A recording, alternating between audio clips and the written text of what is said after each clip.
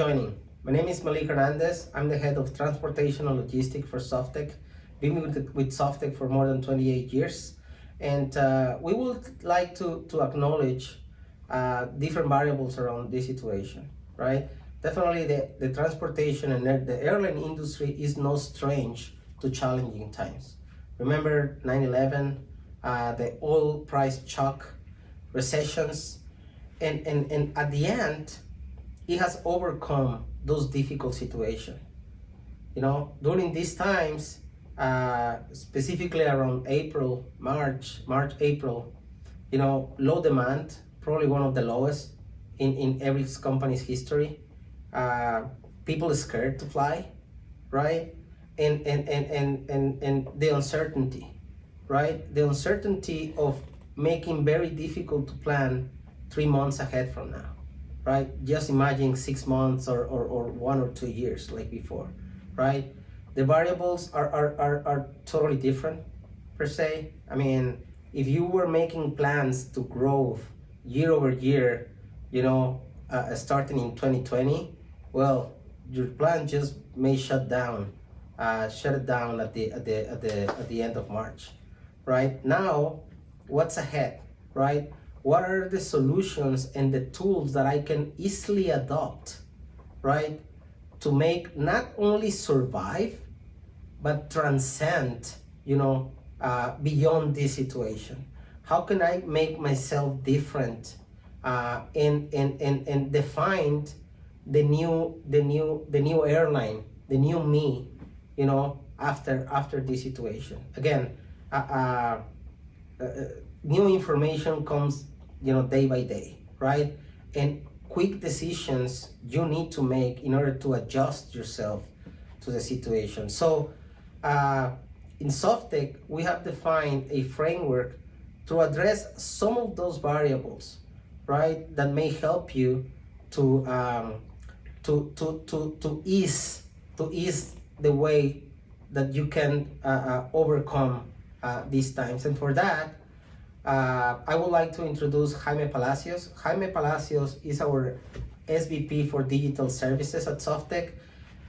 He's been, you know, with Softtek more than 20 years. And thank you, Jaime, for being here.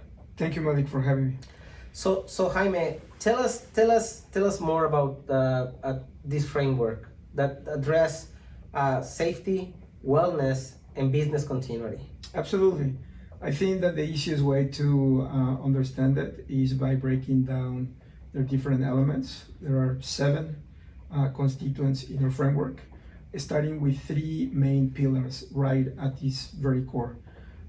The first one, we call them safety, and it's about the solutions that we can bring to our customers to help them either get them back on their feet or to transit all the waters in the disruption stage. Softtek has been building out a platform that we call Resilient, so that we can bring this solution to multiple domains, whether those are, like in this case, airlines, operations, or actual airports, or many others. Then the second one is resiliency. In the resiliency stage, that is also considered a tactical aspect of the framework, we've been collaborating with customers in a way that we can extend their current capabilities, many times digital channels, so that they can adjust to the specific circumstances that we are dealing with.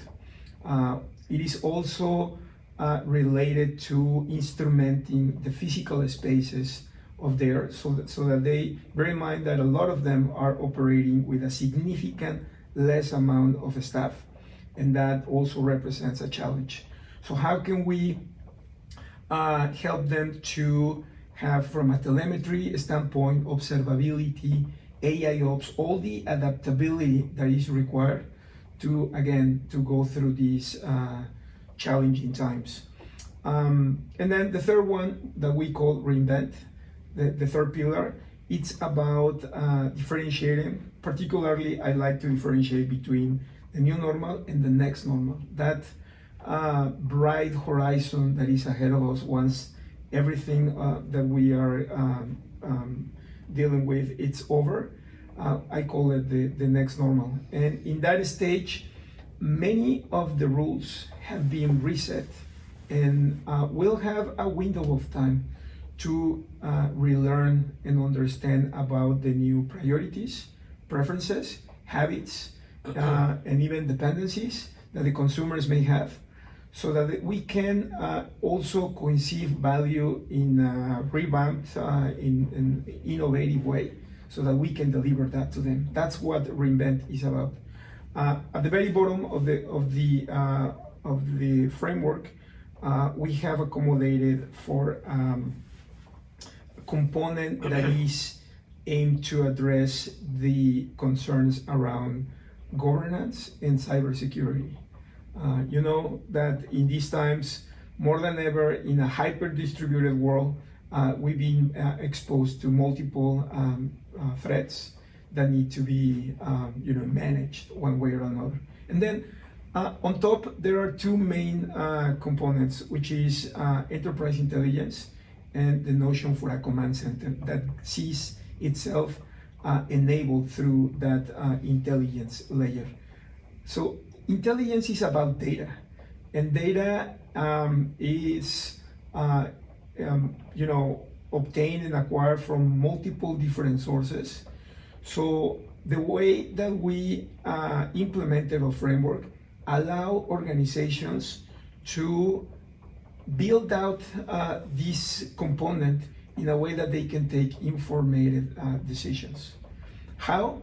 Through the command center. The command center is suggested to be a very condensed multidisciplinary team, so that they can, do things like resource management. Probably the best example for that is cash, money. We know that is scarce now, and that needs to be wisely spent. So in order for accomplishing that, you need to take informed decisions. That's what the framework is really about. It's a holistic approach of ours that we've been bringing to multiple customers. So I think that the three pillars that you mentioned, safety, resiliency, and reinvent, I think very well address, the variables that the airline industry needs to take into consideration. And then just imagine, the CIO, right? That based on the economy, budget is limited, right? The very beginning of the year, there were certain initiatives, right? Now priorities, as you mentioned, have changed drastically, right? Now they have to define the new initiatives and at some point catching up with the previous initiative, right? So my question is, how this framework, or what are the benefits that this framework provides during these times and go beyond, as the last pillar, reinvent, you mentioned. So what are the benefits that our customer experience implementing this type of frameworks? So it'll go back to a couple of things that I mentioned before. Again, the way that we have designed it is to have multiple means to operate in a tactical and a strategic manner. Why we make so much emphasis on data analytics is because we are true believers that in order for organizations to take educated decisions, they need to have this data. So when you deploy our framework, you will have precisely that, the ability to understand where you are right now and how to be taken to the new normal. Also, we would like to address corporate culture. Corporate culture is very important to keep it in healthy level, so it will help you overcome this situation and guide you to define the new you. It is very difficult sometimes to make these very tough decisions about furloughs and laying off, people, and keep those corporate culture in a healthy level. That's why it's very important to measure the healthiness, and if necessary, define initiatives that will address any gaps that you may have, in reaching that healthy situation for the company, right? Actually, it is a very important thing that the culture doesn't take resiliency for granted, right? Now, if you didn't have in your DNA and in your corporate culture resiliency, I think you need to evaluate how to incorporate that so it will make your corporate culture even stronger than before. In Softtek, we consider corporate culture very, very important.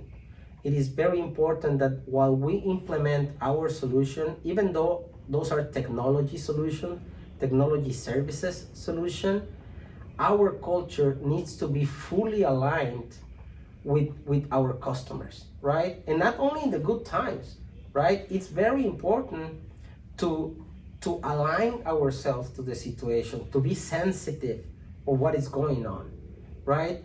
To be not like the typical vendor, right? Like we are the vendor, you're the customer, right? It's very important to align and to be proactive about the initiatives that we can implement to help our customer to strive the new phase of these challenging situations.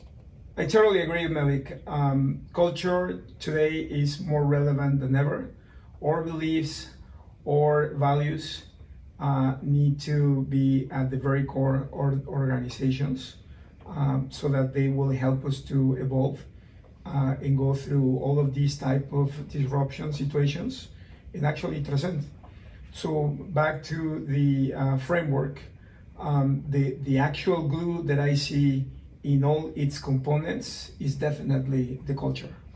Thank you very much, Jaime. Thank you for sharing your knowledge and your thoughts around these challenging times, so we can share that to the audience and our customers. My pleasure.